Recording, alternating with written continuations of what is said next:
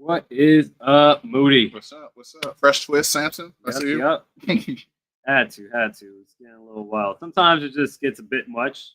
Like I like having my hair out, but sometimes it's just like, man, it just kind of gets in the way and whatnot. And sometimes you just want to feel the breeze, your scalp a little bit more. I ain't felt that in a very long time. Yeah. So definitely like it, especially we got a little bit of hoodie weather coming on too here in the East Coast of Virginia right now. Like I like it. This is like springtime before it gets into fall, but still hoodie and shorts and some slippers. It's definitely like I said, I get off at work at 6 o'clock in the morning, and I come out here and I'll smoke and everything, and yeah, it's pretty brisk in the morning. It reminds me of growing up 757, like getting up for the bus early in the morning and there's dew on the ground and stuff. Like, I got to sit out here in a hoodie right about now. At least early in the morning. No, for sure. It's, same thing. I remember back in school, especially like being in Alexandria, like you're not too far away from water, where it's like, oh yeah, like you go out in the morning, it's kind of like dewy, misty, and it's kind of like a little brisk. That you got to go out with a hoodie on. Yeah. And then by the time you get out of school, you're like, bro, I can't wear this hoodie. It's too hot. Like, the sun is beaming. It done dried up. Yeah. What you got for Percy's? We really low key talked about it already, but it was just the fact that I watched Superman. Yeah. I mean, that was like the most important content that I watched this week. I mean, I'm a month late, right? Since it came out, month and a half, whatever. Yeah, like I said, I liked it. Granted, I watched it like early as hell in the morning. Finished it at like 4 a.m. But I really enjoyed it. I could see myself enjoying it more so if I was at the theaters. Yeah. But I could imagine that being like a 4-star. I give it like a 3.8, whatever that is. Yeah. I think it's actually a 4-star, but just because like I was sleepy, I'm rounding down. Yeah, right I think you might enjoy it on a second rewatch when you I probably would. More alert. And I understand what's happening more so because like if anything was like the drawback was like the breakneck pace of the movie. Like it was good that it kept it going, but it was like you mentioned like just the storyline like of the people turning against him. That's literally 30 minutes in. And I was like, dang, okay, already? Like so it's like one little video. Yeah, right. And I was like, okay, sure. Y'all that easily persuaded. How fickle are people? I mean, but then again, I guess like that's kind of realistic in the sense it's like, I mean, I guess that's the debate of how good people are naturally. Yeah. How moral are we intrinsically as humans? But anyway, Superman was good. Lots of kaiju fights and robots and fun stuff. But yeah, that's all I got. All right. 3.8 stars. I was sleepy. So there you go. Yeah. My Percy, I thought this is just kind of like a thought exercise thing, but I'm like, man, like if I had a second car, like right now, I'll keep like a regular car, just like a regular like Toyota or a Honda, regular like Civic or whatever. That'd be like my daily use kind of car. But if I had a second car, right? Yeah. I don't know what that car would be, but I know what the purpose of that car would be for me. Yeah. And that's my bump in the whip car. Like I know the main focus and features that I worry about that car is the sound system. And having like that's like where I just want to drive around in weather like this with the windows down, with my music loud as a bitch, being ignorant as fuck, expletives and everything. That's what I want my car. I don't know. I need to figure out what, and obviously speed is important, but it doesn't need to be like a high end like Beamer or like whatever. I'm trying to figure out like what that car would be. That would be my bump in the whip car. Like basically headphones on wheels. Like I want to be like, I want the bass, all that. Like I mean, immediately my thought is just like go to a car show. You know what I'm saying? Where there's plenty of them. Like, I mean, and it reminds me of like back home, like Norfolk State University. There's a 7-Eleven right behind Norfolk State. Like every Friday, that might as well be like the local 757, like niggas on the block car show. You know what I'm saying? Trunks is up, people just standing there. You know what I'm saying? So immediately I'm thinking like, or get like a slab, like a Houston slab. You gotta get a front big end motherfucker, like a Cadillac that got that long ass hood. That's what that's for too. So either get a Houston slab or like, you gotta customize. You just do a customized. I ain't trying to get like Richmond, like, like, bass bumping, like just rattling. I'm not trying. I need something that feels like I'm wearing like high quality headphones in the car. where like it just all just like the sure, there's a way to do that. And I'm just saying like so like it doesn't need to be necessarily like I did think about the old schools, but I'm like, yo, could I get like what's like a racing get a Monte Carlo like Honda car. Honda? Or like Suzuki or something like that. Or like something like kind of like a Too Fast and Too Furious type. Oh, okay. Where it's like I don't need to have the paint job and anything, but it's something along those lines where it's like, I got some whatever the modern tuner. But I have like some nice fucking speed on here where I'm like I can feel like I'm actually like it matches the vibe of the music I'm listening to. One of my coworkers, I'll ask him this week. One of my coworkers is his second job is that he's a mechanic at the F1 car shop here, and it's dope because it's like all. I know you say you don't need high performance, but that's all he's working on. But it's not just that. But he's like, he loves the job because it's literally the reason you become a mechanic as a kid. Where it's like, he had a project where a guy had a Model T, and he was like, "Yo, can y'all put a V12 in here?" And he was like, "Absolutely!" like just bastardized like crazy shit when people just have money to do stuff to it. That's like the fun shit. So I'm sure like he knows everything about that. Anyway, that was my thought. Yeah, like I said, I just want to. I know my second car is. You can do whatever you want to your car. I have my daily use car where I'll just basically use that all the time. But like when I feel like I just want to drive around and just listen to music, especially like when a new album comes out, I need my driver the whip car. Yeah. So like I need to see how it sounds like in the whip. Yeah. Actually, now that I think about it, I would want you to be in like not like a Suburban or something, but some kind of like big SUV. Because it's like I think about the cruise aspect of it, like when you're on the highway or you're on the streets, because it has to be quiet. It's like that's what you're talking about, like the separation between inside and outside. It's got to be fucking immaculate, really. So one of those. If you had the money, a Range, that'd be perfect. Like, get like a Range Rover. That's what. Like it doesn't have to be the high end, and I guess like I don't know if Range Rovers are high ends or whatever, but like I said, something along the Too Fast Too Furious line. Yeah, we could do something around there, but.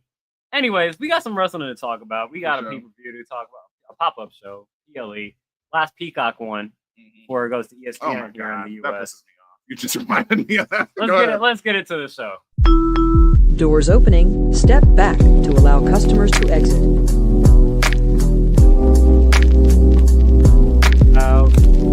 Hey, you're my tag team partner. Let's try pro.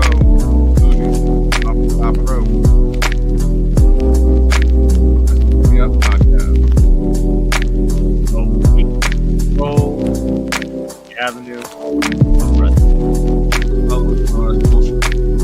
TikTok, Instagram, email, everything. You know, for like 60 episodes in, we really like nailed that down.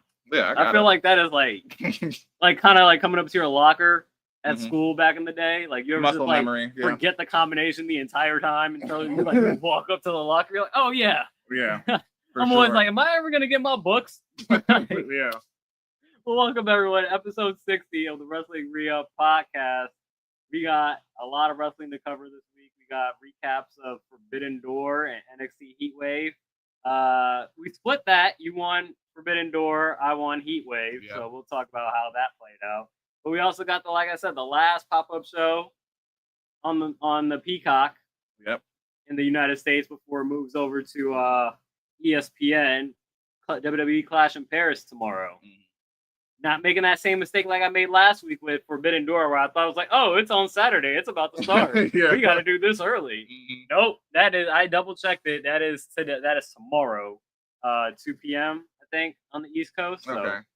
So I'll be able to watch it then, right before I go. Yeah. You probably won't be able to finish it, but yeah, you should be able to catch most of the show. But yeah, let's get into these recaps of Forbidden Door. You got any actually 60s? You said it's a lineman number this week. Oh, it's no. There's only one to be put here. It's Chuck Bednarik, which he's known as the last actual two-way player, center and linebacker, and the Chuck Bednarik Award currently is the best linebacker award. I'm like, why does that or the best defensive player award in college football? Yeah, okay, exactly. But he 8-time Pro Bowler. Obviously, he got put in the Pro Football Hall of Fame in '67. So I was like, he go back that far. Okay, that's these when we get these numbers right here are going to be very challenging to figure out like or we're just not gonna know any off the top of our head. Yeah, really, because the offensive line, they don't got stats. It's gonna be a history lesson, honestly. For real. That's gonna be the dope. Give part. some appreciation for it, because they need to track pancakes, dog. Like I know Madden They does. probably do it now, but like not NFL stats, but like other places definitely do that. But anyway, let's get into his recaps. Forbidden Door. Yep. Big win. Barely. I mean, we ended this was tough because, I mean, honestly, Heat Wave, I said before, I was like, God damn, I was super wrong. So I was like, that shit was just coming out of left field. Let's start with the one that you win. You currently have the lead overall with the 15 wins, 8 losses. Yeah. I bring up the, you got the link on here? The Forbidden Door link? Yeah, I got the link. There it is. Okay. Yeah. Sorry about this. My app freezing up and shit like that, people. But yeah, go ahead. What's our first match? No, we had we got Cope and Christian. No, you got Cope and Christian, right? Yeah. Over the Matriarchy, which I took. Decent match. There we go. Kyle Fletcher, we both got that retaining over Takashi. Mercedes Monet retaining in that fatal 4-way. Yep, that was pretty dope. That was really dope. Against Alex Windsor, Bozilla, and Persephone. Zack Sabre Jr. and Nigel McGuinness. Awesome. Match of the night, probably. Yeah, I love Zack Sabre Jr. so much. He's so dope. Retaining his IWGP Championship. Yep. That was a great match. Mm-hmm. Brodito, I got this correct, even though the ending of the match was a little whatever. And they said it was supposed to be an elimination match. Didn't end up being an elimination match. Ricochet comes out with his gang, GOA, whatever. What's it called again? Yeah, GOA, Gates of Agony. Gates of Agony. And they end up jumping the Hurt Syndicate. Yeah. Basically taking them out the match. So that basically took out your win. Yeah. On that one. And I was like, at least that made sense because of the early bullying, you know, with Ricochet. He was trying to get in. So I was like, all right, they've been dominant this whole time. It makes sense for that to come around, for it to specifically be Ricochet at least. Yeah, and he's got a squad. They got a squad. You think MVP wrestles in this, or they find a third? No. You think MVP holds the trios titles? Nah. I mean, he can, but I don't think he's an active wrestler. I don't see him that way. I'll randomly say this. I prefer him to bring a third in. Yeah, there you go. That's what I was asking. I prefer him to stay the mouthpiece. Yeah. So, I mean, there's that possibility, sure. Maybe it's Cedric. I don't know where it's. Didn't he get released? Oh yeah, he's not with WWE anymore. So I don't know when his contract comes up, but maybe they finally are able to bring him back and get the full, Hurt Business / Hurt Syndicate. Yeah. In effect. Actually back for real, and then be trios champions. That'd be cool. Okada defeated Swerve. Yep. We agreed on that. Yeah. But Swerve that was still a great match. I mean, yeah, for sure. But they really got, the Rainmaker is one of the most protected finishers in just wrestling. You know what I'm saying? It's like, you only need one, unless you're Kenny Omega back in New Japan. Like I said, those years ago in a rivalry, that's the only time you're kicking out of it. Yeah. Like basically. So we're 6 matches in, and you have the lead right now because I picked the Matriarchy. But then we tie it back up with Timeless Tony Storm defeating Athena, which I had Timeless. Obviously, we tied it back up. But yeah, you were like, "Who's gonna be Tony Storm?" Stupid.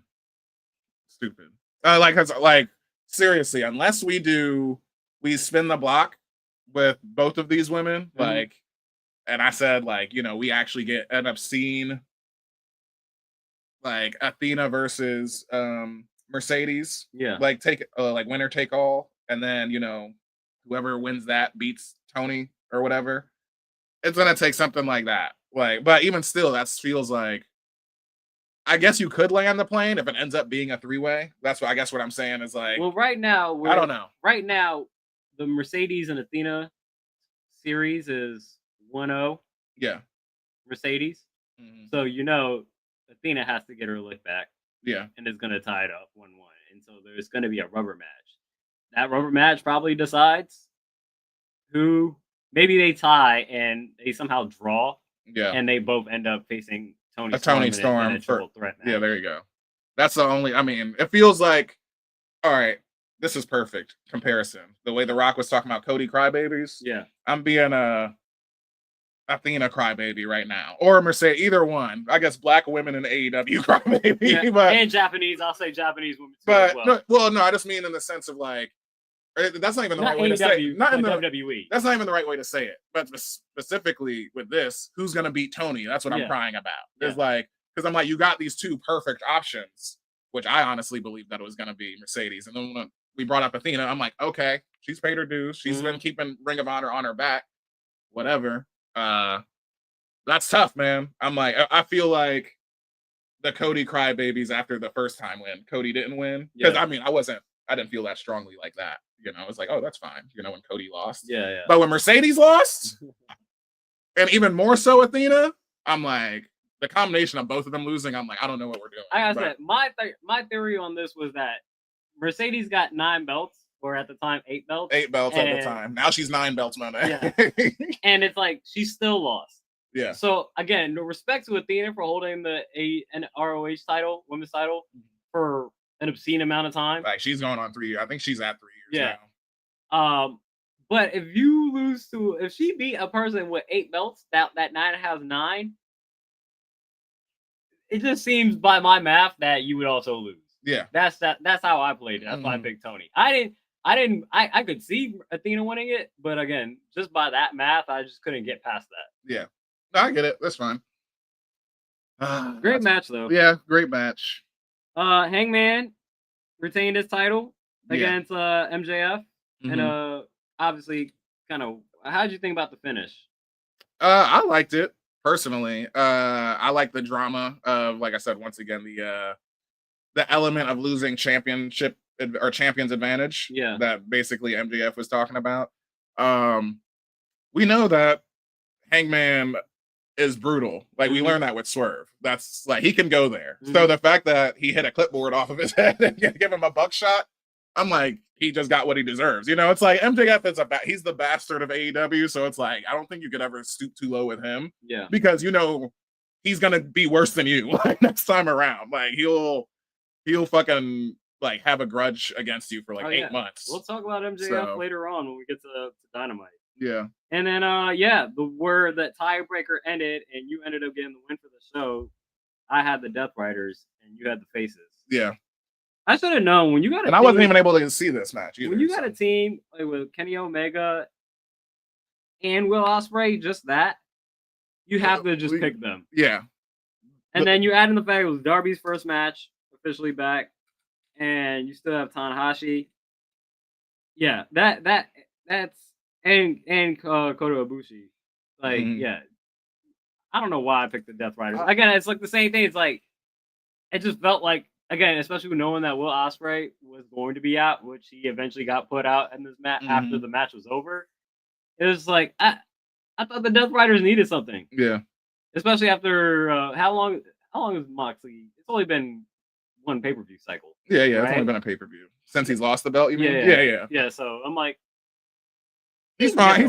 He's still the big bad right now. I mean, between him and like... He's been killing it too. Yeah. But that's why I picked the Death Riders. But that's where the tiebreaker. I should have known as soon as I was like, Kenny Omega and Will Ospreay on the same team. Right. And I do want to mention that this was the one match I wasn't able to see, but I was able to, see some like small clips on YouTube that were like, people there or not. And I did see the funniest spot of the match was like when not Kota Ibushi, but Hiroshi Tanahashi is on the ladder on the outside of the ring, and then all the teammates are like, no, get down, like get down, get off of that. You don't need to be doing that, because they're like, he's like, oh, okay, I'll get down, because he was like that's one of his old spots is doing a moonsault, like off the top. And now, I mentioned to you before, he's president of New Japan now, and like he's on his like Cena run, old man.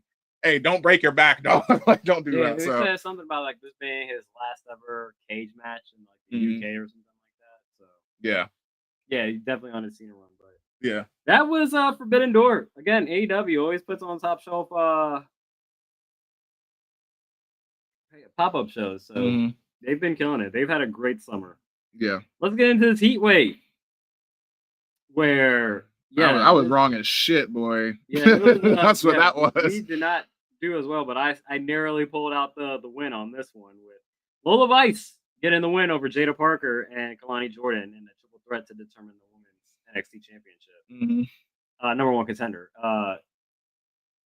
Now, do I see Lola Vice winning?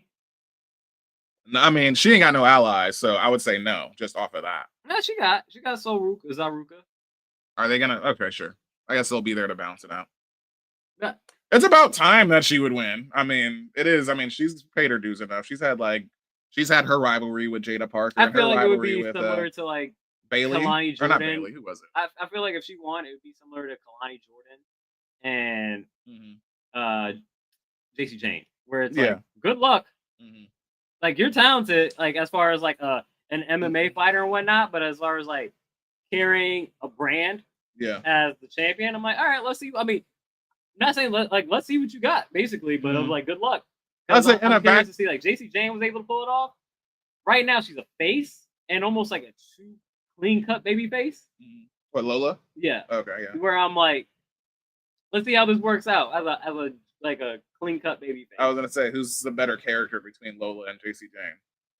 JC Jane, but it's easier to be a heel, like a more enjoyable character as a heel. I mean, whether or not it's easier, I mean, I'm just wondering who you're enjoying more. I mean, I said it's easier to be more enjoyable as a heel than a clean cut baby face. Sure. I'm saying it leans to be JC Jane. I mean, I guess I'm asking like who's yeah, sure. I'm just thinking because you still have, your guys or your girls, that you're rooting for. You know what I'm saying? Regardless of I think I guess that's what I'm asking. Is Lola Vice one of your girls as a face? Like where you're like, oh yeah, she I think Lola Vice is cool, but I don't lean any other way, like any specific way. Like I don't have any like hatred towards her or anything. Well, of course not. I'm just saying that she grab you. No. You know what I'm saying? Okay.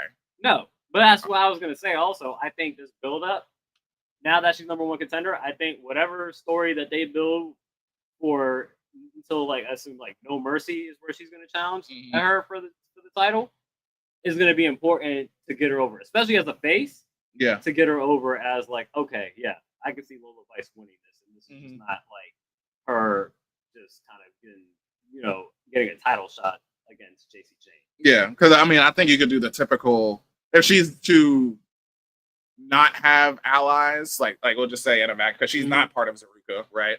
It's easy to like run it back with because I think she's earned it personally. Like I said, she's paid dues. Like she can hold the title. You know what I'm saying? I don't have an issue with that. Just do the typical like run in spot, whatever, and then have them neutralize her later or neutralize the allies later, basically. Yeah. And then you have them like banned from ringside or something. Or do the stipulation. Or maybe if she's solo dolo, maybe Jasmine Nix and what's the other woman's name? Jasmine Nix and wait, which one? Which one are you talking about? The redhead. I am forgetting. I'm so sorry. The Fatal Influence. Oh, Fallon Henley. Yeah, sorry. Yes. All right. Yeah. Maybe they just get tired of JC Jane and just kind of turn on her. Yeah. I like that. Yeah, that's pretty good. But that was the deciding factor for me to getting this win. Yeah. Because I just went with my heart as Jada Parker. Yeah. I really liked her you like couldn't in-ring go stuff. wrong like, with any one of them. Obviously, I would feel more comfortable in Jada Parker or Kalani Jordan knocking off JC Jane. Yeah. But again, I think Lola Vice has been around and she deserves it. Like, isn't like putting her on the title and just seeing what she's got with it. I think she could pull it off. I just want to see like how they do it. I was thinking if I'm in the management Sean's position, my thought process is like I would say Jada's more over than Lola, and Kaylani's already the first North American title winner. So and had multiple shots at it. So it's like, it's Lola's turn for sure. We both got Dark State getting over Hang Tank, but you were always just going to pick over Hang Tank. So. Yes. I did say I mentioned last time that I was like, I'm not going to shoot myself in the foot. You know what I'm saying? Like, but they just weren't clicking with me at all. So I was glad Dark State obviously got the win. But... New NXT Tag Team Champion. Sure. The surprise was Ash by Elegance now bringing home a TNA title back, winning the TNA Knockouts World Championship over JC Jane and Masha Slamovich. I have Masha. Who'd you have? JC? Yeah, JC retention. Yeah. So you're both wrong on that. Both wrong on that, and you tied on that. That was shout out to Ash. She's definitely like elevated her game. Like she started to do it near the end of her WWE run, but like especially being at TNA, she's definitely like stepped up her game, and her character work has been done really well. Oh yeah, I like the Elegance brand. Well deserved, you know. No different than like someone like there's someone in the women's division that's like it's like finally like what was her name? Australian girl that was with Dexter Lumis. Oh, Indy Hartwell. Like when she won the NXT Women's Championship, it was like that was great. That was great. You know what I'm saying? So I could see like not saying that you know she's gonna have the same kind of title reign. I think Ash can really carry, especially with her gimmick. So shout out to them finally TNA bringing the title back. One of these companies bringing the title back. Let's say the Elegance brand has all the titles on TNA because they're also the TNA Knockouts champions too. Yeah. What's up? Also another surprise. I guess you can fat shame. You can. You damn sure. I told you I liked it, but we both had. Yeah, Jordan was going fucking. Yeah. She was going military press this bitch. Like that's what I thought she was going to throw her ass around the ring. That would have been funny as hell. Blake Monroe got the win over Jordan Grace. That was like, oh, okay. Another one that was also surprising, we both got wrong because you thought, you know, WWE, you know, Tyra May Steele was her first kind of like, you know, pop-up show match. Olympian. Her first match at all. Okay, I wasn't sure if that went on NXT quite yet, but yeah, Olympians and whatnot over these Canadians. I should have known though. Yeah, they're USA versus Canada, but I'm like, these are vets. Yeah. And Ethan Page. Way more savvy. And Chelsea Green. And Chelsea Green's on the main roster. Like, he could take an L and it doesn't hurt her at all. Yeah. But I should have gone with the vets. Yeah. That's on hindsight, but I was like, yeah, the vets are not. Even you think about Tavion Heights. Like, if Tavion Heights was to straight up challenge Ethan Page in NXT, you're like, nah. He's not beating him. And then Obafemi. The only other one that got right. Oh, this shit was bad. Defeated Javon Evans. But Javon nearly pulled it out. But there is some people say controversial, but I think Obafemi had his foot on the ropes while Javon got the count and whatnot. But great match. Yeah. Nonetheless. One of the I think it's definitely top shelf in the sense of like there might be I think it's a lower contender. It's a lower seed, but for OMG moment of the year, Obafemi just throwing him like out of the ring to the announce table was fucking awesome because I feel like, I mean, Javon and like Logan Paul and like only like the most hyper like instinctive athletic guys. We saw it in AEW this week. Yeah, but that happened in AEW this week as well. Oh, somebody got thrown through the table. Yeah, from the ring, like Spike Dudley back in the day. Yeah, exactly, like that type of shit where it's like, man, but that was a great spot. Yeah. That's Heat Wave. I got the win on that, so we split that week. But we got another point on the line today, so let's get into this week because we are definitely probably running a little long. Nah, that's fine. I mean, that was 2 pay-per-views. Yeah. You had some new this week you learned. Oh yeah, this was early in the week. Store. Yeah, this was super early in the week.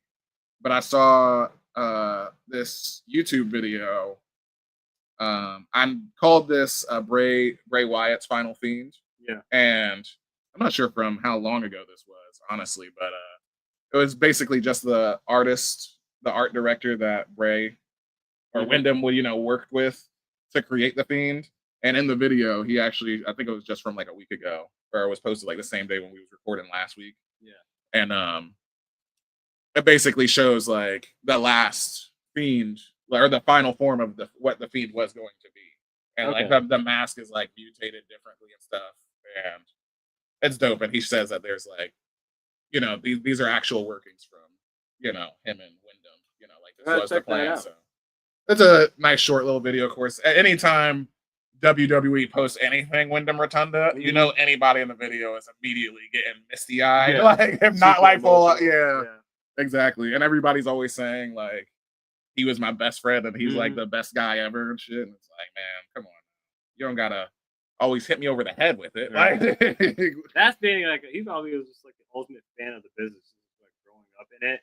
Yeah. And it's like the business, not just even the wrestling aspect, like everything that goes on with like the production of like wrestling and whatnot. That's why he's probably like such an appreciation with everybody backstage, like that, like, do makeup and like costume design and all that stuff. It was just like he was a real creative. Like, you think about it at the end of the day, like the the wrestlers are just theater kids too. I mean, they're the cross of jock and theater kids, but they're more. They have to be really good theater kids, basically, if you're gonna get time on TV.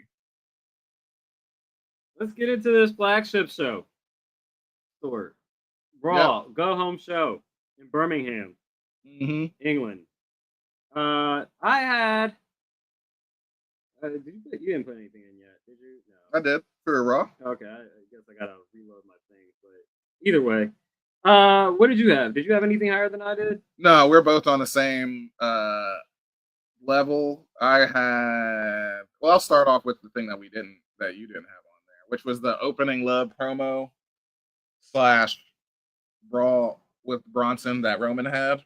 Yeah, just the opening segment, 20 minutes. I didn't like it. It's not anything with the promo. It's a mid 20 minutes. I didn't put it anywhere. It was honestly top of my mid. I mean, it was not. I didn't want to give him a champion of the week because it's not champion worthy. Yeah. But what dragged that down was I love and appreciate the international fans love it to be able to cheer and participate in the crowd show. But sometimes, especially on these televised shows, it takes away. Like regular Raws and SmackDowns, it takes away from the actual dialogue that happened. Oh yeah, and I think it just made it they chanted for everything, and it's just at a certain point I was just shut up and just let the segment happen. And it's just that was my only problem with it. Yeah, nothing they said was anything wrong. It was the crowd participation dragged it down for me. But I'm I don't want to call it Reggie because I want them to participate. I'll just leave it at possibly Shake. Just because I'm sometimes just shut up and let the show happen. I get you don't get this every time. Yeah. So when it does happen, when you do get it, you're super excited. But can we just hear what they're saying and not have to hear a chant every time? Yeah. That's maybe I'm old man shouting out the clouds, but no, I get what you say. I mean, when it interferes with the audio, I understand how that can be annoying. But at the same point in time, they're just excited. That's all it is. And plus, they take wrestling way more seriously than we do. We're losers in America. If you enjoy wrestling, that's a real sport to them in the UK. You know what I'm saying? But so, again, I'm just saying, there's a real rabidness about it. You still watch it at home, and so it's that we're still watching a story in a television show. It's different though. They're hooligans. You know that. You should know that. That's hooligan culture. I'm just saying, I mean, there's a bit of just hey, let's hear what they're saying. Yeah, I got you. I agree with you. It's no different than the what chants. It's shut up and let the goddamn promo play out. If this is a pop-up show, completely fine. I don't really care. The chants, we don't have dialogue happening during pop-up shows. Yeah, exactly. But when there's dialogue to be said, let the promo play out. At least be respectful in that manner. But that's again, I'll be the old guy screaming at the clouds. But I didn't have it on here because I didn't want to basically say that I don't want them to stop. I just want them to just have a little bit more control, you know. But we did agree on Dragon Lee and JD McDonough. Yeah, I thought all Judgment Day matches were great. I actually did have Roxanne and Rhea over Roxanne as Shake just for the predictability of it. Yeah. That's similarly why I didn't have it on here. But I think the thing that was highest on most was the AJ over Finn. Specifically, that it was no shenanigans, no interference. It was clean. Yeah. And I'm how often do you get that with a Judgment Day match? That I was that almost reaches primo for me, honestly, just for that simple fact. It's funny because I have it in the exact inverse logic sense where I'm these two are so great. That's why I had it at Shake because that was 8 minutes that they went. Where I'm if I have AJ and Finn, two former leaders of the Bullet Club, I know you don't care about that, but for those people who are nostalgic, a point in time, it's these are two of the they can still go, two of the best fucking guys in the world. Yeah, I understand. I guess we're looking at AJ as aging and stuff like that, and Finn still he's 42 with 8 packs. They're not still, too far off from age. Yeah, I think AJ's 46, something like that. Yeah, so it's but he's slowing down, but. That's where it's I would want to chew on that some more. But I was pretty amazed amazed by the fact, like you said, that no interference, just clean. I was oh wow. So when it just ended up, I like the end of it where it's the rolling back and forth pinning combination until there's a somersault into a Styles Clash lifting him up into a Styles Clash. Those are wrestling buddies, man. Yeah, like, they could do that in their sleep. So that's probably the thing that was highest most on this match. And I also I also had this as a mid Kofi over Penta. For the fact that I'm like, thank God that the New Day got a win. Yeah, shake for the sake that as hot as Penta is, he should always be in the main world heavyweight championship position. He should be. We haven't had a luchador up there in the top of the card in a long time. Yeah. And you can say you got to hit wickets and stuff like that. Brock Lesnar has only held WWE championships. He ain't never touched no mid-card belts or nothing. So I'm just saying, I'm disappointed for where he's. I understand. I do enjoy the New Day, obviously. Yeah. They should get a win, but not on Penta. That's what my argument would be. Fair. I'm just saying, the New Day, their heel run started with a bang, and it's just kind of been mid the entire time. That's gentle. Shake. Yeah. For the most part, shake. But the reason it's shake is because they're actually doing, I would say mid, because if you actually are able to watch it, the ad-free version of Raw, good character stuff, that's where they do all their shit is not on the actual show. It's on during the commercial breaks. When you watch this stuff during the commercial breaks, it's really good. Yeah. I like the fact that we don't get to see it as part of the actual show brings it down, because you don't really understand the New Day's thing. Now you see them because they're mourning and they're getting a little bit, but I want more heel New Day. I just don't want it to be so buried down the show. And if it means getting a win in a place where you expect Penta to get a win, I'll take that. That's why I had that at least. I'm hoping that it just adds more. You could be comedy heels, but I'm also be credible comedy heels. Yeah, for sure. My thought is, was that a clean win? No, also, no, Grayson Waller interfered. Oh yeah, Grayson Waller. That's right. He proved his worth that time finally with the distraction. That's what that was. But so that's fine with the numbers game aspect of it. I just don't want Penta be slotted. He should not, at the bare minimum, he should not be slotted below, at least IC title. You know what I'm saying? Sure, but I think you got some beef to figure out. You got some beef to figure out. As long as it's a good story. I just think it's interesting that, once again, we obviously agree. Presidential heel turn, to start off, and then it was just immediately downhill. Because even during their title reign, when they were heels, there was times when we were on this pod, we said, oh, who's the tag team champions? Yeah. So they weren't doing anything then, and now they got a dash of more character with the morning thing. So it's okay, cool. I'm not mad at that. Like I said, I understand that they're good workers, but as long as they've been heel, been heel, Penta has been up here. Yeah. And it's just just to see him brought down. I mean, sure. Hey, that sounds like the same argument you would have with Io Sky losing to Roxanne, though. I did say that. I said that before. Or I said that last week. I didn't agree with that. I said that last week. Yeah. Because I was like, you have literally a story of Rhea Ripley can't beat Io. That's why I kind of wanted Roxanne to beat Rhea. I'm like, if you beat Io, you should be able to beat Rhea. That's crazy. That's crazy to me. That's I'm like, Granted, the only reason that it would work for her, in my opinion, is because she's the prodigy or whatever, right? Yeah. That's the biggest knot. That's literally the biggest knot she has on her belt right now. She hasn't held any titles, but she's beat Io Sky, and that's holy shit by itself. Yeah. You got the last mid here. Oh yeah, let me see. My bad. Oh yeah, the main event: Braun Breaker getting the win over LA Knight. Of course, there wasn't going to be a Raw to come without seeing the Vision.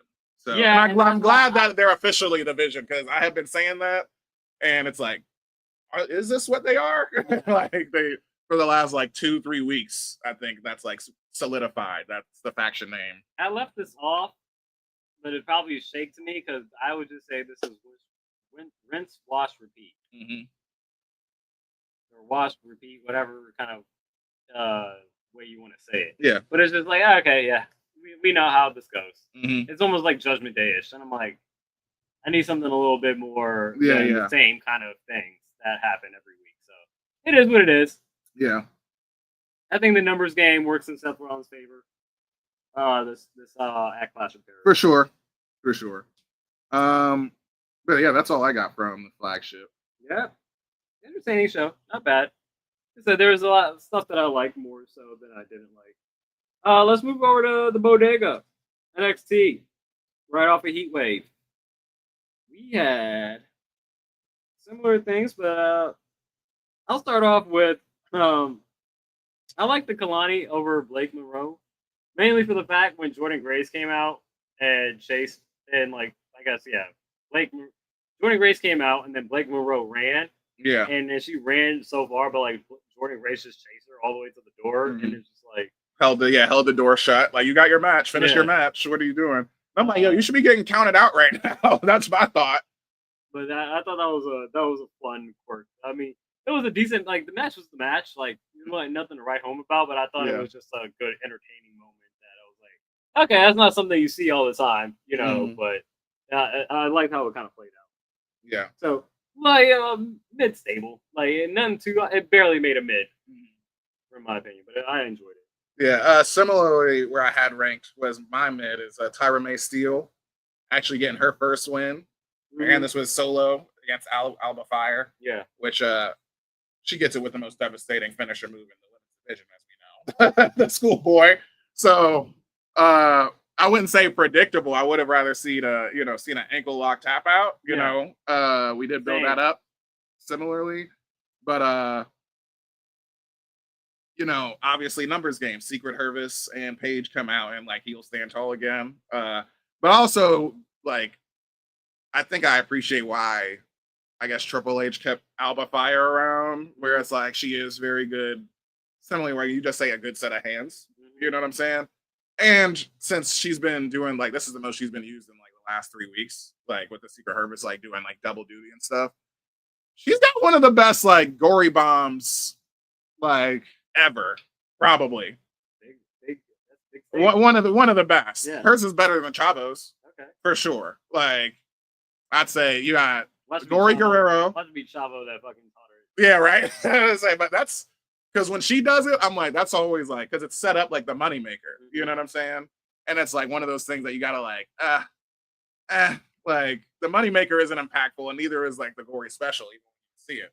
But when I see Alba Fire do it, I'm like, that looks like a finisher to me. That looks like you smash somebody's face on the fucking ground, So I'm just like, okay. Like her WWE 2K rating went up for me, basically, this week.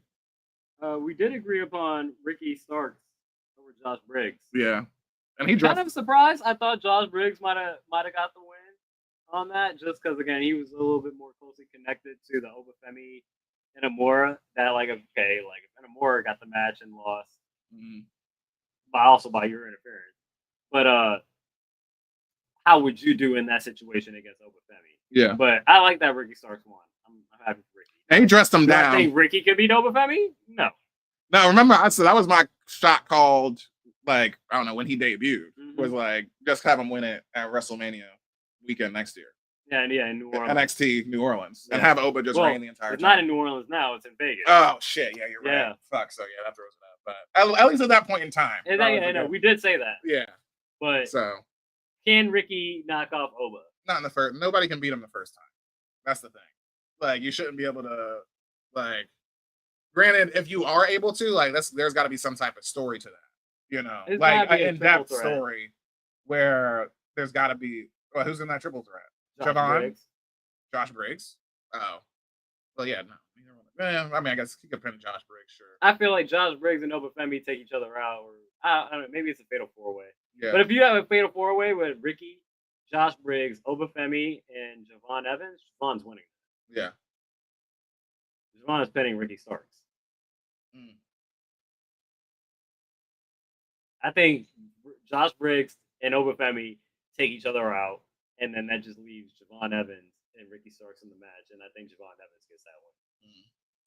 I think I like that. I think because they're like you said. I mean, I'm thinking of slotting like because of their size, like you said, taking each other out. But I'm like, Obafemi would destroy Josh Briggs straight up. So it's like, I don't know how much I would believe. Two big men fighting each other. Yeah, I get you. Like in a spot they go down or something. Like something big happens. But yeah, either way, that's a good way to protect Oba and his loss because you're not losing, you're not pinning him. So, and I was just gonna say that Ricky Saints definitely I mean, not that it was really a comparison, but he just fucking blew him away on the mic. It's not even fucking close. Like before the match, before they had the match, it immediately made me think of like his promo with MJF and AEW. And he's like, every single day you walk around smelling like paint thinner than ass. Like, you think you can talk to moi? Like, he needs to. I don't know. I just really like his promo would stuff. Be really good with the belt and just going on press runs and him just kind of coming up like, I could see. You see him on First Take doing this immediately. Yeah. Like even on the red carpets and stuff like that with the NXT belt, just like, give me a pose, Ricky. And it's like, that's fucking corny but hilarious. Yeah, and I guess he's adopting Tornado DDT as the new finisher. Okay. Because he's done that in the last like 2 weeks. Yeah. 3 weeks. I mean, that was always one of his signature moves, but I guess as he figures, it's better to there's bigger guys here. Yeah. You can't get everybody up you can't get Oba Femi up for the Rochambeau. I don't know if you could. You gotta find again. That's a running dominator. That's just like, that's a big ask. My other mid that I enjoyed was Zaruka and Lola or Fatal Influence. Yeah. Lola Vites got the pin. Again, just again, goes back to my point earlier of just like, what's the credibility that you build with a face? Mm-hmm. Yeah. You know what I'm saying? Because again, like that's a clean cut baby face. Because she has a great like photogenic smile and everything like that. Then I'm just like, all right, like if we're gonna go this super clean baby face with like no edges, outside the other edge is that like she's an MMA fighter. But even that, the way she comes off right now, it still comes off as just like super clean. Yeah. Where I'm like, all right, like if you had like, I don't know, maybe it's a change of attire. Maybe there's like just more black and just kind of leaning into like the fighter. Maybe she has like boxing gloves and a mouth guard or some shit. I don't know, but I'm curious if you're gonna go super clean babyface and she wins the title. I'm curious to see how it plays out. So this is just the start. And so I'll leave it at mid low, but potential of rising. Yeah. I enjoy that. I'm trying to think of like, was this just I remember seeing a Soul Snatcher in here, but was this I think because Lola got the pin, but it wasn't on. Who was this on Jasmine Nix or Fallon Henley? One of those two. Okay. It wasn't. I know it wasn't JC Jane. It wasn't JC Jane. I'm just trying to like picture the end of it. That's my bad. Yeah, it's been a while. We both had for Shake the blindfold match. Yeah. I was like, why they got bags over their head? Yeah, and I was just immediately. Like, Immediately when I saw who it is, I'm like, well, Lexus King, like his character wise, I'm like, I'm sure there was probably a promo like backstage where they like got into it and like that exact thing was said where it's like, well, yeah, I might be deaf, but I could beat you blindfolded too, or some shit like that. I'm sure that's probably like what it was. And immediately I'm just like, all right, bro, like as I'm watching it. So, but no, it was funny. It was a fine match. It was entertaining for what it was, how it played out. And then Lexus King gets the win because he cheated by pulling over his mask to see where Miles Bourne was, and ended up getting he low blowed him and got the win. Yeah, straight through the goalposts. Low blow. And my other shake is speed titles are now on television. They're no longer exclusive to being on social media on X, Twitter, and now they're both are going to be on NXT now. Yeah. And there's a tournament going on right now to determine the number one contender for at least Sol Ruka's NXT speed title. Not NXT, I guess you could say NXT speed title. Now, might as well say that. And then I guess who's the men's? Dragon Lee, I think. Is it Dragon Lee? It's Dragon Lee. No. It's El Grande Americano. Oh, is that who it is? Yeah. Okay. I remember they have put the poster up of like who's the champions for each. So yeah, that's interesting news. Let's see how that plays out. 2-minute matches on. They have 3 minutes, ain't it? 3 minute match. Yeah, I was about to say 2 minutes is crazy, but yeah. I mean, if anything, you can obviously have, like you said, just by the very nature of the match, you could have a fucking speed tournament on. You could have both speed tournaments for men and women's on an episode of like NXT if you wanted to. For 30 minutes. Exactly. Like, but it's funny because like I have seen some of the matches on Twitter. They weren't bad. They were cool. They filmed them like before. They're like the dark matches before. Yeah. Like SmackDown. But I mean, you're just really pushing the limit of like how good is a 3-minute match. Or I'm curious to see how it plays out on television compared to being on social media. Yeah. And my thought, also because I don't know how long it is, but like, what is it? SummerSlam 2003, Kurt Angle versus Rey Mysterio was considered like one of the best short matches of all time. Yeah. And I don't know how long it is, but it's like, I want to say like 7 minutes. So 3 minutes, I'm like, I don't know. That's kind of crazy, but I'll look back at that. But anyway, what else? That was it. That's all you got? Yeah, I'm at the coffee shop. Okay, I am too. Oh yeah, I agree with you. I should have put that on here. I don't know how I forgot that. MJF promo. Why don't you lead us in that for the primo? Was like my primo of the week, honestly. Yeah, everything he said, obviously from his perspective and being a heel, made complete sense. Yeah, delusional heel.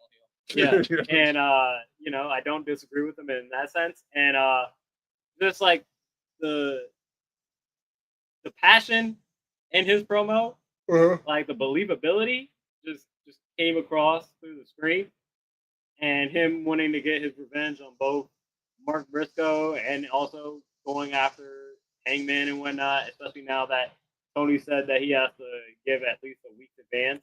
Yeah, so now we understand.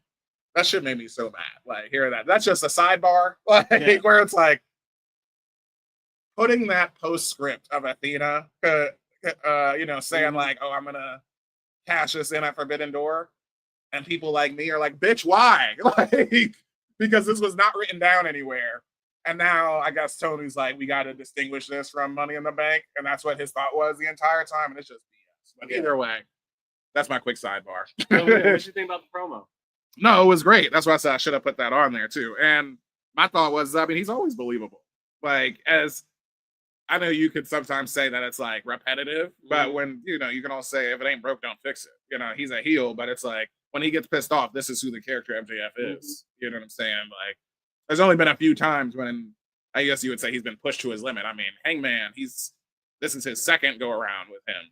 And the only other person who's had it, Will Ospreay.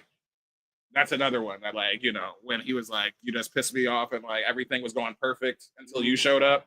Like, that was like the only other time I can think of him. Like, it's like Okada. Like, Okada doesn't get out of the bed unless you're a 5-star wrestler. You know what I'm saying? It's like, that's why he be so lax in the ring, where I'm not saying MJF isn't to that level like Okada, but he'd be on cruise control sometimes, especially week to week. But I think it's just the fact, like, he's doing what his character wants to do. He's in the fucking main event. You know what I'm saying? Like, of course, he's going to give us everything that he got. So, yeah, it was a great promo. For our mids, we both agreed, Don Callis family over Jet Speed and Rodito. Yeah. Great 4-on-4 match. Also note, they were also in the 2300 ECW arena. Yep. This week. They're on residency for the next few weeks there. So they made it definitely look like how it normally. It's actually interesting how they differ from how WWE like sets up the show when they were at the same building. So yeah, I appreciate that. Or like being at Chicago for like a month and a half straight, like they did before. Yeah. But I'm saying just specifically at the ECW arena because WWE was there a couple of weeks ago. Oh yeah, literally set up differently. The way they set up the same venue differently is pretty dope. Oh, okay, yeah, literally different. Yeah, got you. But yeah, that was a great match. Of course, like this is where I agree with you. I mean, these were a bunch of like I had to like not hold my breath. It wasn't like I was scared for anybody, but it was just like so many of my guys, just between Kyle Fletcher and not Shibata, Takeshita. Yeah, Takeshita. Yeah. I was just like, dang, I was like, and we got Okada on this? Like, that's fucking crazy. Like, just between those three and Hechicero. Josh Alexander. Yeah. No disrespect, but again, with those names you listed, you think at least one of those guys would get the win, maybe even Okada because he's a Unified World Champion. But it's just like, nope, it was Josh Alexander. Yep, the walking weapon. TNA. Came out with the W.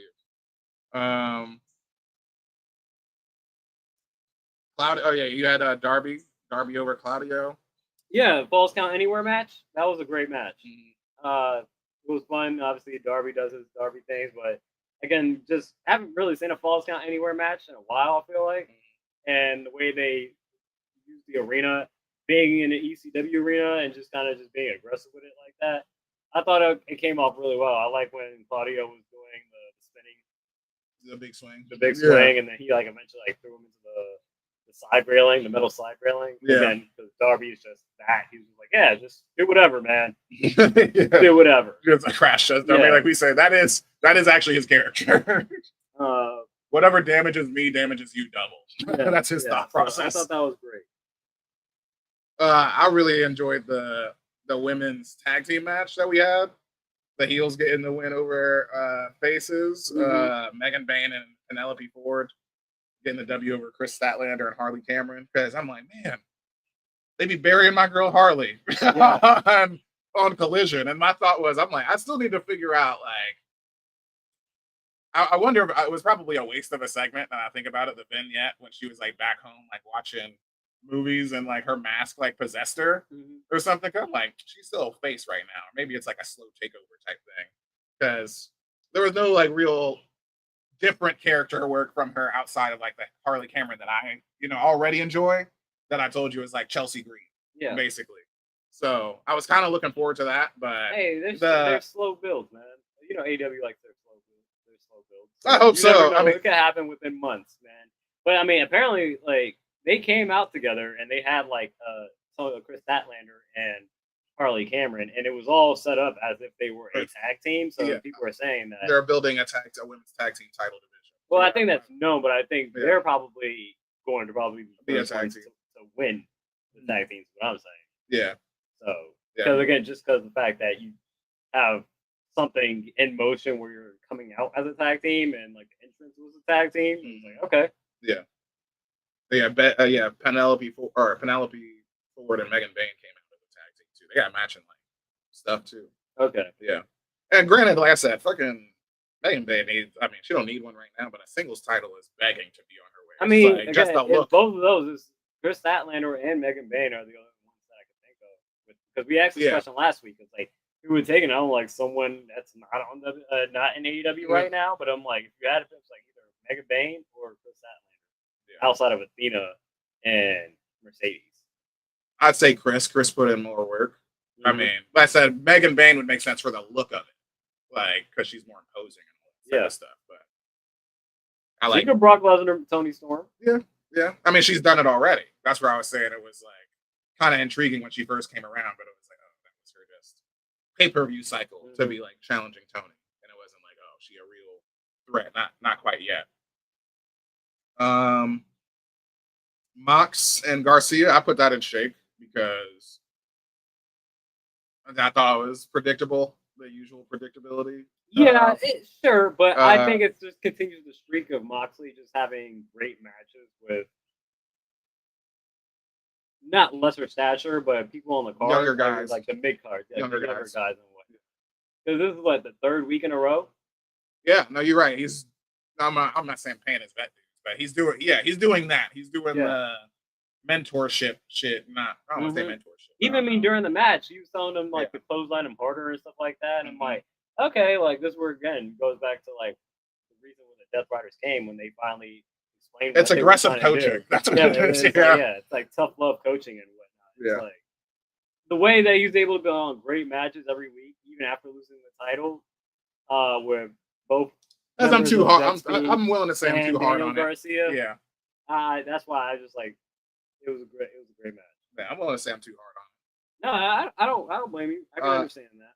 I like the only other thing that I had on for the show I had in shake was I like the fact that Mark Briscoe challenged Kyle Fletcher for the TNT title.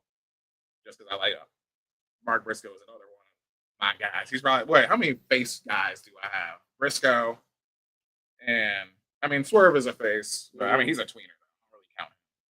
Kenny, Hangman, Ospreay.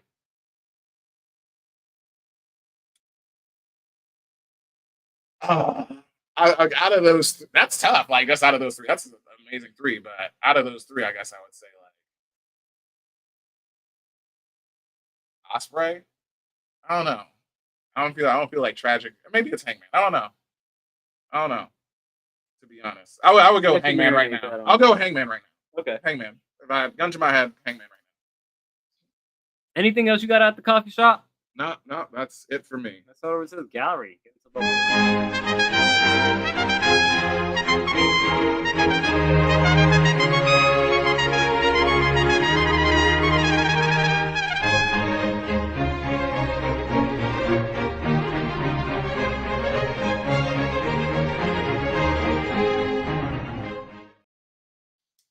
Book of Wrestling. At the gallery, we got 3 moments. Yep. I'll go with the first one because I was a big fan, and I always still want this jacket. Yeah. Fucking dopest jacket. 1999, the Rock and Sock connection. August 29, 1999.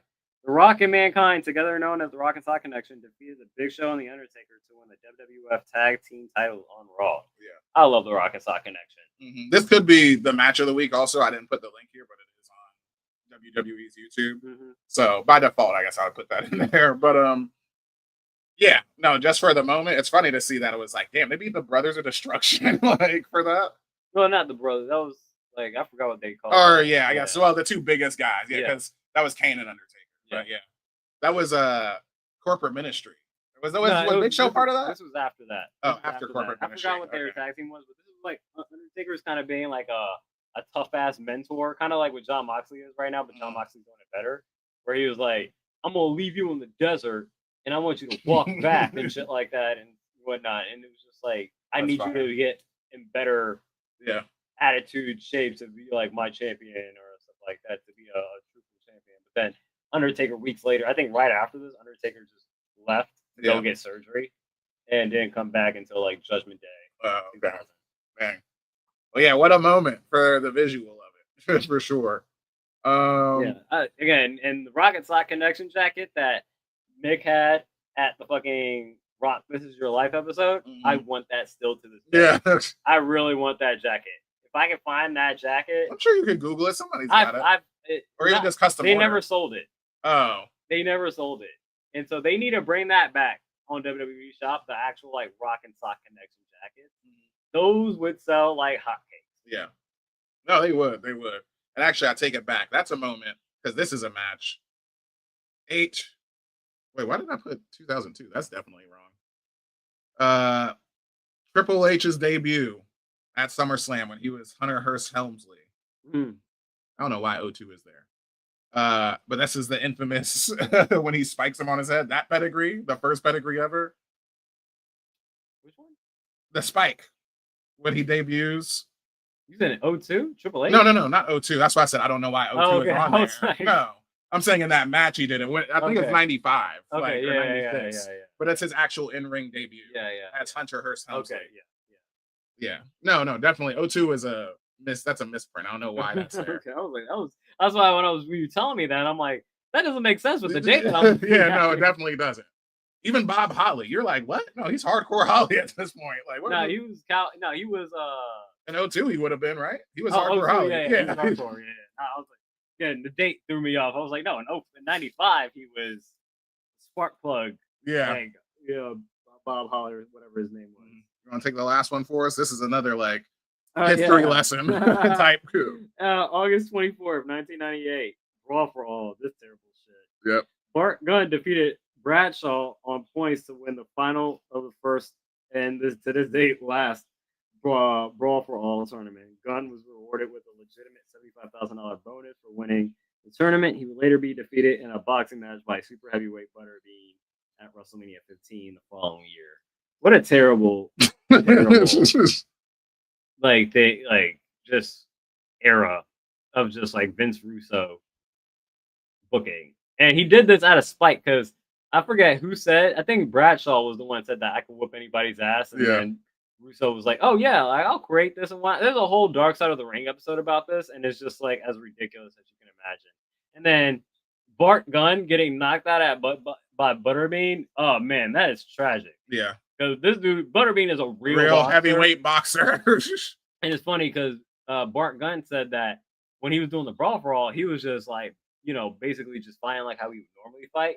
But then for the WrestleMania match against Butterbean, he actually like went through like boxing training and whatnot, and he said if I just went in the style that I fight, I probably would have did better than actually trying to box an actual boxer. And this dude got knocked out twice. And it is brutal. We got to watch the Dark Side of the Ring episode. That is such a ridiculous thing that actually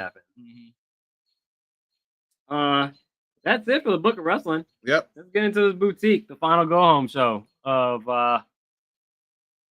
before Clash in Paris. And you had the highest thing on the show, which was kind of spoiled for me when I was on Reddit earlier in the day because this was on, internationally. So like they blurred it out. So like I spoiled it for myself. I was like, I wonder what this is about and whatnot. And it was like Sammy having a picture with Triple H. Yeah. In the back with the point and everything. Yeah. The belt. And so I was like, oh, okay, that's cool. But you had Sammy winning the United States title over Solo as a primo. Yep. For him to basically spin the block, so to speak, and make good on his promise of kind of like a very Sheamus type of storyline where it's just like, hey, I ain't got that one yet. So I would say surprising. That's why it's primo for what it is. I mean, you think the usual, numbers game. He is new to SmackDown, but he does have the vet on him. So, because I would think, as we think of, I'm gonna solidify more of these badges in my head, but the one that started it all was like his diamond resiliency of Sammy is gonna cancel out the MFTs for sure because there's gonna be that just means that he's gonna win. Yeah. You said cancel out, meaning that the NFTs don't really do anything. Exactly. And then you just have Sammy versus Solo, where Sammy is the vet, so he's gonna get the win. More experience. So for them to actually pull it and pull the trigger, and what Solo had the title for like 2 months. 2 months? That long? I feel like it was like 2 months. Okay. But sure. That's why I have this in mid. It felt early. That's all. I thought it felt early. It was a little quick. It felt early to take it off Solo. I thought there could have been another pay-per-view lineup. Like he probably could have lost this off the shenanigans and then won it at the next one. It just happened so quickly because he was on Raw, and then they started. It all started from him beating him on SmackDown that 1 week, and then 3 weeks later, Solo's not a champion anymore. Yeah. So I'm like, And 2 weeks ago, Sammy's like, "Oh, I'm officially on SmackDown." Yeah. So that's why I have it at mid. No disrespect. The match was good. It's just not. Yeah. It was surprising to me. Yeah. Like I was like, oh, that's early shit for Solo specifically, but I ain't mad at it. Obviously, if I put it in primo, I have a plethora of mids. Well, two of them we both agree on, actually. Yep. Street Profits over Melo Don't Miss. Yep. I said him. But I forget. That's what he keeps saying. But it's Melo Don't Miss. Yeah. And then Alexa Bliss over Chelsea Green. I'll start with the Street Profits and Melo Don't Miss because I also have some shake associated with this. But Bo Dallas, prior to the matches, also gave some ominous threats to both Melo Don't Miss and the Street Profits. Specifically around the Street Profits, he was like, what happened when you guys lose? And then how tight will your bond be or something like that? Almost teasing like a split. Yeah.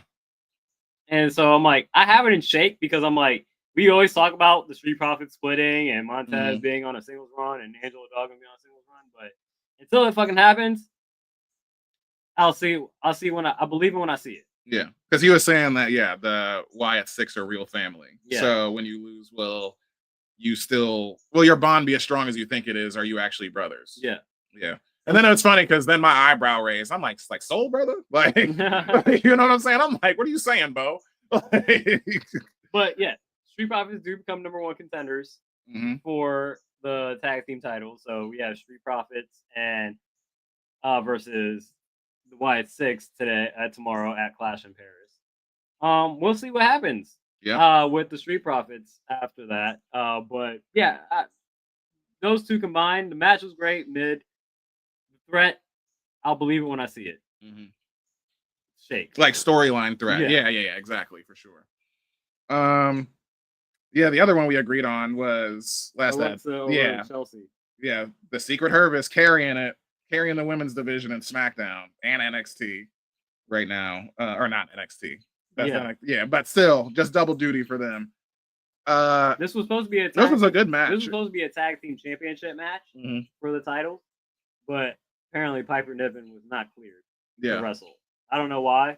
I didn't look into it, but that's why it turned into a singles match. Okay. This went really well to me. Like I thought. I mean, they give him. How long was this? 10 minutes. About. It felt. It felt like. That's funny because usually they're giving the girls like not that. Yeah, like another match early in the show. Yeah. Oh yeah, exactly. So maybe that's what happened. This match absorbed all the time from the earlier one. That's what happened. So yeah, we went like a chunky 12 minutes, probably like right here, 10, 12 minutes.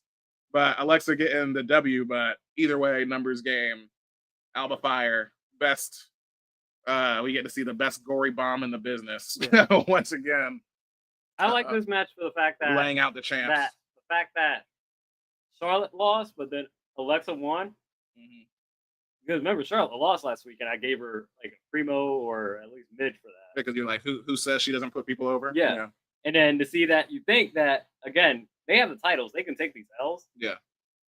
That Alexa won. It's like, that's interesting. I would have expected the Secret Harvest to win, Alba Fire to win that, but I mean, the fact that they're Green at least to win that too. The fact that they're a faction, I mean, that gives them already meat on the bone to like you can work this so many different ways to like stretch it out. You know what I'm saying? In a series, because we're all into Chelsea Green and Piper Niven and Alba Fire also. But no, that was fun. My other mid is the Cena promo against Logan Paul. Great promo by Cena. Like just cutting up Logan Paul. Now, do I think what he said is reflective of? I think it's reflective of what the fans feel. I don't think that's reflective of what management feels about Logan Paul backstage. I don't even think Cena believes. In what way? What were the specifics that he said? He was just talking about how he doesn't respect the business and how we could tell that he doesn't respect the business, and you're just kind of like, don't take this seriously, and you just kind of treat it as like another one of your adventures, and you're not really about this business and whatnot. And it's like, I don't even think if you actually ask Cena backstage, he doesn't believe that. Yeah, I think that's just feeding into like what the fan sentiment is about Logan Paul. And so, I thought Cena was really good in how he delivered it, and just feeling just like, you know, again, kind of similar to MJF, just authentic. Yeah. Mid right. I don't really care for this match still, but I think that's why I didn't have it on here. Sorry for the burp. Stable. Yeah, I guess I didn't have it on here because it's like one of those where it's like, I'm not looking forward to the match. So it's like, Cena's winning, but Michin versus Kiana James, getting that win in 6 seconds. Put that in shake. Only reason it's not in Reggie is just because it's not their fault. Yeah, and because we haven't seen Kiana James. The booking I put in Reggie, but for sure the match like that you can't put the match in, like if that's what they gave you, that's bullshit. Yeah, but I'm not gonna knock the woman. I'm not gonna knock the woman in this match for being put in a 6 second match. Yeah, so that's like the. But people were at least Bleach Report wrote they're like having a 6 second match is not. Losing a 6 second match is not incredibly enticing if you're Kiana James, because look at what happened to Giovanni Vinci. Yeah. Just as far as like him being released shortly that after. I don't think that's gonna happen to her, but because like Natalya lost a 6 second match, but like she has like the shortest match in record. Yeah. But that's Natalya.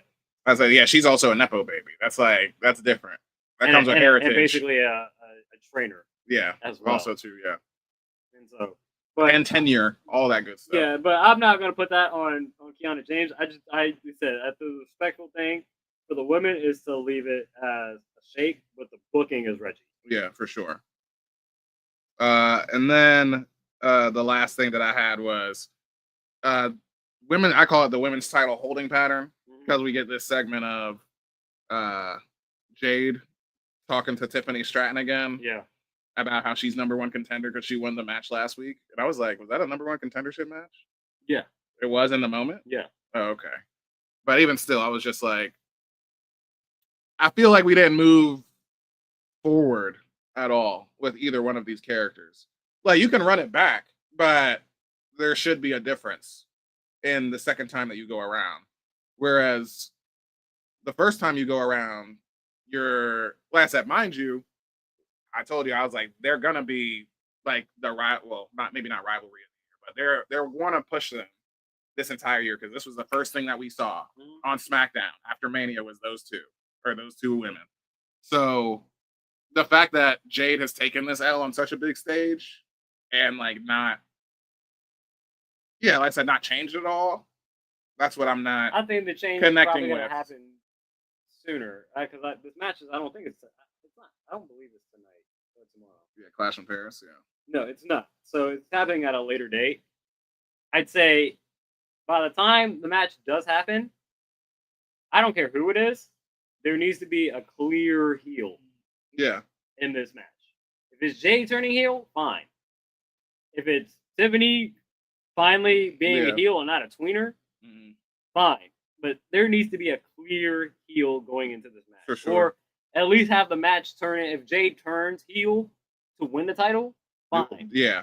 But there needs to be a clear delineation of like who's a heel and who's a face in this. Because I think what makes it difficult is Tiffany being the tweener, where it's like she's supposed to be a face, but I think she comes off as a heel. Yeah, I think like the like whenever she picks up a mic. Yeah, I think that's like, I mean, that's not all the time. That sounds bad. Not whenever, but like I give her like 25% of the time. Like something is like coming off very heely. Yeah, where it's like, yo, what? Like, hold on a second. You like a face wouldn't say that. So yeah, that's what throws it off. I think she's getting better at it, and that's what the issue is. Because in that segment, Tiffany just seemed like she was standing up for herself. There was no heel shit like between the two of them in that segment. It was just like, all right, well, I'll see you, whatever. So it's like, okay, but what's happening here? You know what I'm saying? So I don't know. Hey, we got a few weeks until the next. And of course, that can't probably happen, happens at WrestlePalooza. That's why it's shake. It's just the segment. Yeah, so. if it happens at WrestlePalooza, that's there you go. 2-3 weeks from now. So. Give us a moment for WrestlePalooza. Let's get into this pop-up show predictions. This is definitely not in card order. But what is the first match we got? Cena and Logan Paul. Yeah, Cena. There ain't no doubt about it. Yeah.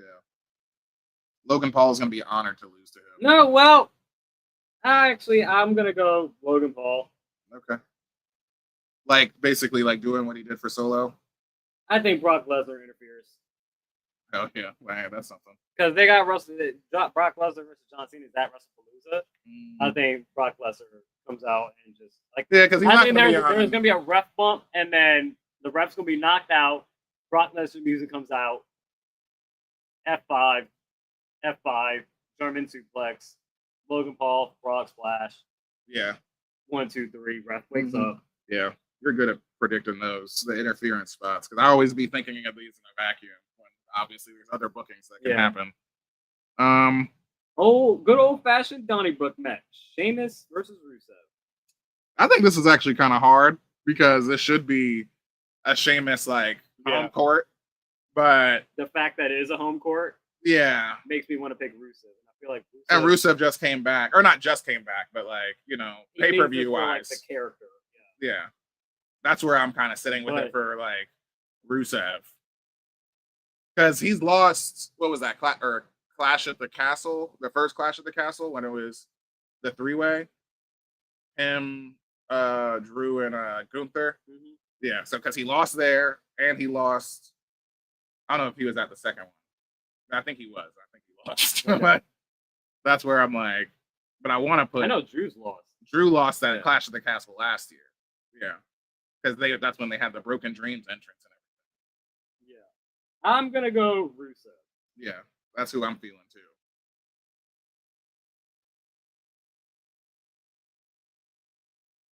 Who's the IC champion? Oh yeah, Dominic.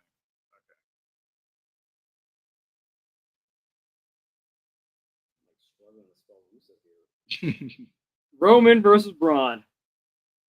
You gotta be specific. You gotta say all of it. Big Bronson Reed because there's Braun Breaker. Yeah. Braun and Braun security. Roman is getting his shoes back. Yeah. This seems like a pretty predictable card so far. We might tie on this, I feel like. Women's Intercontinental Championship match. I don't Nikki Bella. I don't believe that.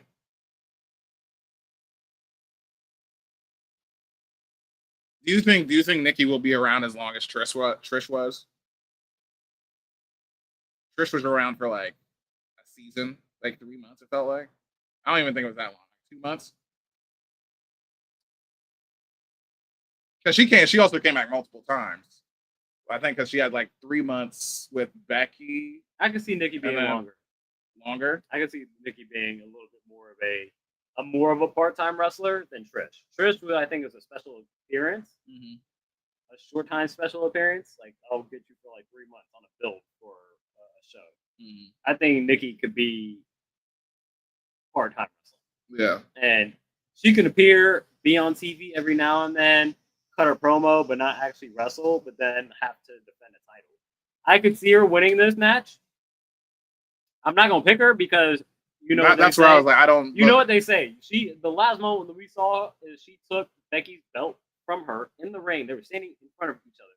Yeah. She took it from her hand, beat her up, and then that was funny. And then also held the belt up at the end. You're not winning. Yeah, I just thought it was funny that like Becky just stood there. Yeah. Like, what happened? You gonna let somebody just take your belt? Yeah, like that. Yeah, I'm going Becky. Yeah, that's where I was just like, I felt like I was about to overthink it into like Nikki winning, and I'm just like, I don't believe my overthinking. My thought is like, I can't believe her winning that. My overthinking would let me believe that Nikki wins it, and that allows Lyra Valkyria to get a championship shot again at the Intercontinental title. But obviously, Becky wants her title shot, her rematch. That it all just leads up to basically Nikki holding the belt until WrestlePalooza. You win it at Clash of Paris. You lose it on September 20th. Sure. That's 19 days. Yeah. 21 days. 3 weeks. Yeah. I don't feel right even thinking that. But yeah, I'm going Becky. Damn, yeah, you're right. This is not in this because it's funny. You mentioned that it's not in card order, and I keep looking at Cena and Logan Paul, and I'm like, because that is not going to start the fucking night. We definitely did have we switched up on that. So we have a possible winner depending on these last 2 picks. Yeah. Street Profits, Wyatt 6.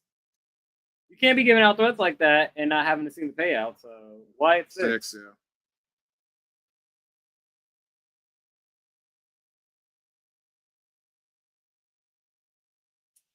And the Fatal 4-Way for the World Heavyweight Championship. Seth Rollins, CM Punk, Jey Uso, LA Knight. Retention.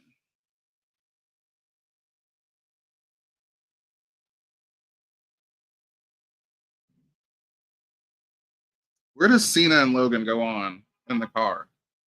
Because starting is going to be. I mean, shit. Maybe you do start it off with Cena. I think you started off with Cena. Maybe you do. Yeah. Just get the immediate pop. This wasn't how it was listed in the Wikipedia. Yeah. But I did move, I think, the Fatal 4-Way down a little. But I feel like they would leave the championship matches near the end.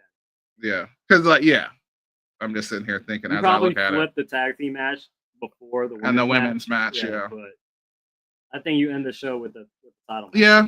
I mean, if that's the case, I'm going to go. Yeah, I feel comfortable with Cena still. I'm going with Seth. But if I had to pick someone that would win this, LA Knight. Actually, has Cena's already beat Logan Paul, hasn't he? On a pay-per-view? I don't believe so. They were tag team together. Were they? Yeah, just a couple months ago. Oh yeah, that was his heel run. Yeah. Yeah, that's right. I mean, shit, he is putting him over like hell. So the only other I'm thinking debating on is Rusev Sheamus. Yeah. I'm gonna I'll stick with Rusev. So we got one differing opinion, and that's Logan and Paul and John Cena. And I got Logan Paul. Yeah, like I say, you're good at predicting the extra shit.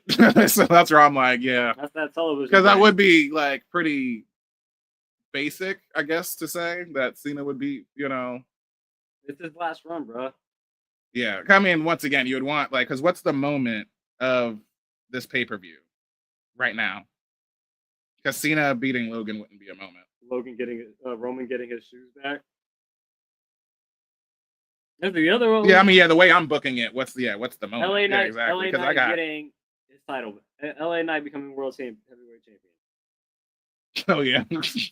that would be the one. I don't have it happening, but if I had to pick against Seth, I could see CM Punk screwing Seth, and then Logan Paul, LA Knight pinning Jey Uso. Mm-hmm.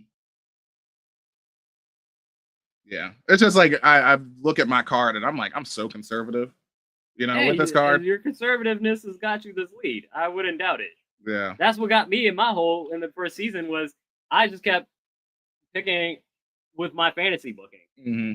So don't make me push you over to my side. Got anything else? No, I agree with that's the other point that the only other one that's hard to predict is the Donnybrook match. Yeah, for sure, because the hometown thing is pressing on my mind. Where it's like, oh, he's lost already. So, and I'm like, I appreciate the brawls with Rusev, and I'm like, what is the crescendo that Rusev is gonna hit? You know what I'm saying? Well, I think Rusev needs to make his point of what he's been talking about. Yeah, being like the redeemer and things of that nature. So it's like, if you lose this match, what's the point? Well, yeah, that's the way that's why I picked Rusev because I'm like, I feel like Sheamus he's not as indestructible. I feel like he's like, I don't know, a quarter of a step below what you would call indestructible. Like where, losses don't matter. Like Daniel Bryan in AEW, like you can beat he lost I don't know how much. Like singles matches, he's putting people over. He puts on banger after banger. Yeah, he does. Banger, so it's like, yeah, he took the loss, but it's still you knew you got a great match. Yeah. So like this dude at any point is a credible threat to win. Yeah. That's kind of like my logic behind it. But yeah, I guess I'm comfortable with it. As I look at it, I'm just like, this is a real Vince McMahon card. And to say that, I mean conservative. Like I said. Let's get into our champions. I'll start with mine since I actually have. No, I'll start with mine because I don't have a good name. Okay. This is just more a phrase or that people say. But this is my champion of the week. Is the you can't teach an old dog's new tricks title going to I like it CNC Cope and Christian. Yeah. So just a nice little sidestep because I'm like, what's the name of this? And I'm like, okay, we're just calling it CNC is nice. Yeah. Cope and Christian, that fits. Edge and Christian too. But the moment when FTR, they're coming down, they're complaining. We get the whole running spot, all that stuff. And CNC is in the ring. Cope is talking. Christian is talking. He's like, I see you go with my father. Exactly. He was like, I noticed both of you have fathers. And it's like, you already know what's coming. Edge takes the bike. And and he's like, no, what the hell? What the hell? Like, what? All right, you bunch of sick fucks. And I'm just like leaning into I'm like, similarly where you would say like, I know you say like MJF shtick is kind of like, all right, it's cooked, but it's like, but the shtick is so good. In that moment, they're both old. It was really funny. I'm like, So for the segment of Edge or Cope catching him being like, no, and then it's like all of us are in on it, and it's like, no, the wrestling fans want this. Let him say it. Yeah, they're both dead. that was hilarious. I actually enjoyed that. That was pretty funny. So you can't teach an old dog new tricks because I guess that's just it's kind of like the scorpion and the frog. Like Christian is gonna say something about your father. Like that's just what it's gonna happen. Don't expect him to change. My title, and I'm sure this is new. Yeah, it is. Dolph Ziggler, it should have been me. Title to Nia Jax messing with Byron Saxton. So this was a clip that was posted on. I did see that. Yeah. I guess at a house show when they're in their European tour in Cardiff, and this is Nia Jax's. Wrestle Talk wrote it as Nia Jax tormenting poor Byron Saxton even more at WWE Cardiff, and I'm like, the Public Enemy podcast. Shout out to them. Mm. They were like, "Where exactly is the torment you speak of?" And it's just her just cornering Byron Saxton. He's backed into the turnbuckle. Yeah, and she's pretty much basically able to kind of like hit the like that back bump thrust, whatever you call it. But she's really just kind of like flirting her hair in his face and whatnot. He can't get away, and I'm like, bruh. Like they said, there is no torment there. That's the exact spot that you want to be in. So, just more thirst for Nia Jax. Just more thirst. Just more thirst for Nia Jax. It should have been me. That's it for the show, though. That is it. Hour and 30. Good timing. Yep. Naturally. You want to take us out? Yep. Per usual, you can expect to see us next week. Well, I'll be September the 5th or 6th. Either way, next Saturday. 6th, because I think the 7th is week 1. We're 30 plus, and we don't know how many days in August there are. I'm pretty sure there's 31. Yeah. Okay. Either way, I don't know how that math works on the calendar. But anyway, follow us on our socials, mostly here on this YouTube channel. Like, comment, subscribe, do all the social engagement thing, everything at the Wrestling Re-Up. No hyphen. And you can catch us on episode 61 next week, and we will have a sports legend for you. As always, we'll catch y'all next week. Peace, y'all.